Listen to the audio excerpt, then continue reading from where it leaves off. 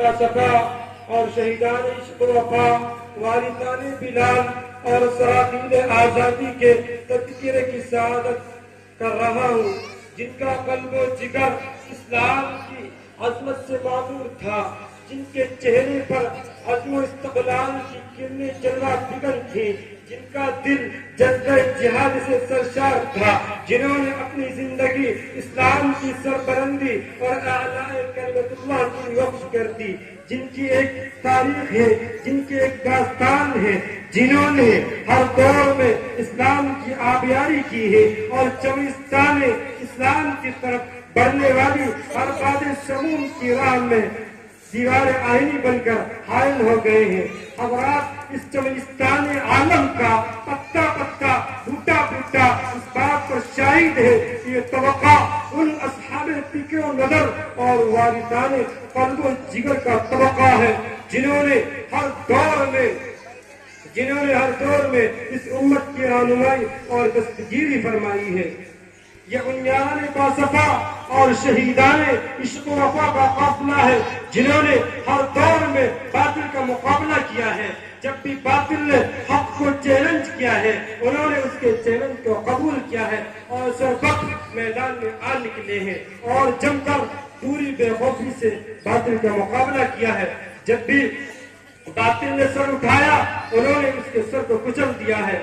انہوں نے جانیں تو دے دی مگر باطل کبھی پیٹ نہ دکھائی۔ انہوں نے سر تو کٹا دیا مگر پرچم اسلام کو سر نگو نہ ہونے دیا۔ حضرات، جب جلاد تلوار چمکاتا ہوا آگے بڑھا تو انہوں نے مسکرا کر نظر سے نظر ملائی اور پھر یہ کہتے ہوئے مردانہ وار تلوار کے نیچے سر رکھ دیا، فلست ابالي حين اقتل المسلما، فلست ابالي حين اقتل المسلما على اي شق كان في الله مصرعي۔ خوشا وقت کی میری موت تیرے کوچے میں آ جائے، خوشا وقت کی میری موت تیرے کوچے میں آ جائے، یہی تو زندگی کا آخری ارمان ہے ساقی۔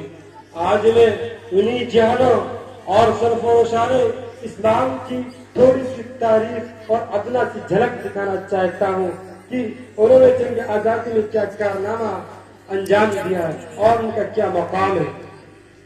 ہندوستان کی سرزمین پر جب انگریزوں کا ناپاک سایہ پڑا اور وہ اپنی شاطرانہ و اجارانہ چالوں سے یہاں کے مالک بن بیٹھے، جب باشندگان ہند پر طرح طرح کے ظلم و ستم کے پہاڑ توڑے جانے لگے، جو ہندوستانیوں کا خون ان کے پسینوں سے بھی الٹا ہونے لگا، تو ایسے نازک وقت میں سب سے پہلے جس شخص نے علم بغاوت بلند کیا ہے وہ ہے محدث کبیر، امام جلیل، رئیس الاولیاء، فخر چمن، محرم فن، نازش وطن، شاہ عبدالعزیز ابن ولی اللہ محدث دہلوی ہے۔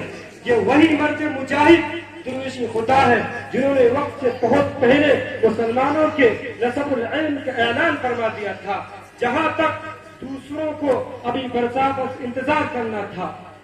شاہ عبدالعزیز کا فتویٰ کیا تھا؟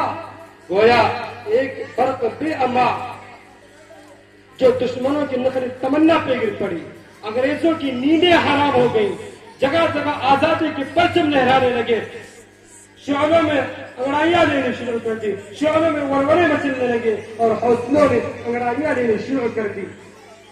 مسند درس پر بیٹھ کر درس دینے والے علماء کرام اور خانقاہوں میں بیٹھ کر اپنے خون جگر سے شمع اسلام روشن کرنے والے مشائخ عظام اپنے مدرسوں اور خانقاہوں کو چھوڑ کر میدان میں آ گئے اور منزل کی جانب بے سر و سامان کے عالم میں نکل پڑے اور فرنگی کے خلاف محاذ بنا کر منزل کی جانب بے سر و سامان کے عالم میں نکل پڑے اور کہا، میں اکیلا ہی چلا تھا، میں اکیلا ہی چلا تھا جانب منزل مگر، میں اکیلا ہی چلا تھا جانب منزل مگر، راہ رو آتے گئے کارواں بنتا گیا، راہ رو آتے گئے کارواں بنتا گیا۔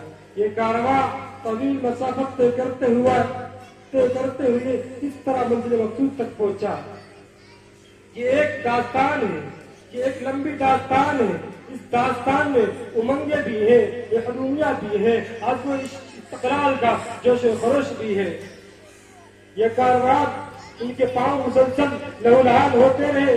کبھی جبر و تشدد کی خار تار جھاڑیوں نے ان کے دامن کو تار تار کیا, کبھی وحشت و پرپریت کے پہاڑ ان کی راہ میں حائل ہو گئے, لیکن یہ حضرات بے سو سامان کے عالم میں آگے بڑھتے رہے. کبھی انہوں نے عرب و ترکی کی ہواؤں کو ناپتے, کبھی جنگ آزادی کا پیتا لے کر ناپتے, لیکن غرض ہے کہ انہوں نے ہر طریقے سے اپنا جان دے کر, اپنا خون دے کر اس جنگ آزادی یعنی ہندوستان کو آزاد کرایا. محترم حضرات, غور کرنے کا مقام ہے کہ اگر جنگ آزادی میں علماء حصہ نہ لیتے تو یہ ہندوستان کبھی بھی آزاد نہ ہوتا. اگر یہ سوافل آزادی نہ ہوتے تو تحریک آزادی نہ چلتی, تحریک خلافت نہ چلتی, تحریک بالا کوٹ نہ چلتی, تحریک ریشمی رومال نہ چلتی, ہندوستان چھوڑو تحریک نہ چلتی, مقدمہ بہار نہ چلتا, امبالہ سازش کیس نہ بنتا. الغرض علماء کرام ہی نے اپنے پورے جگر سے اور ان سے آزادی کی اعتنا بندی کی ہے اور اپنے مقدس لہو سے شجر آزادی کو سینچا اور پروان چڑھایا ہے. چنانچہ سن 1857 کی جنگ آزادی میں 2 محاذ بنائے گئے. ایک محاذ امبالہ پر جس کی قیادت مولانا جعفر تھانیسی کے پاس تھی, دوسرا محاذ شاملی پر جس کی قیادت حضرت حاجی امداد اللہ مہاجر مکی کے پاس تھی. اس جنگ میں بڑے بڑے علماء, صلحاء, شہید و زخمی ہوئے. اسی جنگ میں مولانا نانوتوی زخمی ہوئے. اسی جنگ میں حضرت گنگوہی زخمی ہوئے.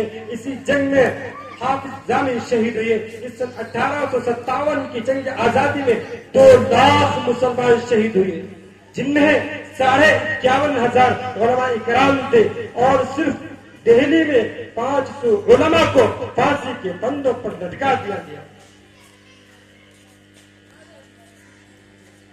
ہندوستان میں رہنے والے سب سے بڑے سیاستداں ڈاکٹر ولیم یور نے جو رپورٹ پیش کی ہے اس میں لکھتا ہے کہ ہندوستان میں سب سے زیادہ بیدار مسلمان ہیں اور جنگ آزادی صرف مسلمانوں نے لڑی ہے.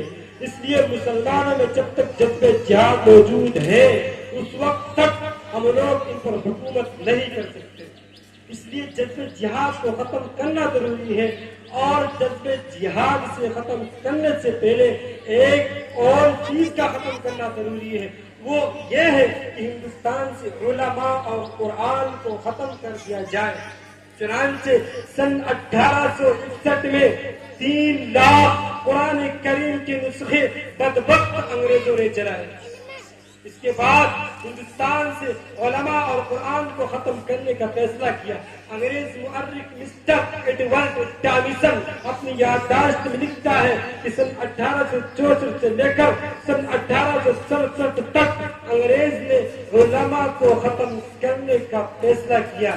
یہ 3 سال ہندوستان کی تاریخ کے بڑے المراد سال ہیں. ان 3 سالوں میں انگریز نے 14,000 علماء کو تختے دار کا درجہ دیا. میری تاریخ کہاں کہاں سے پوچھیں گے اور کس کس سے پوچھیں گے؟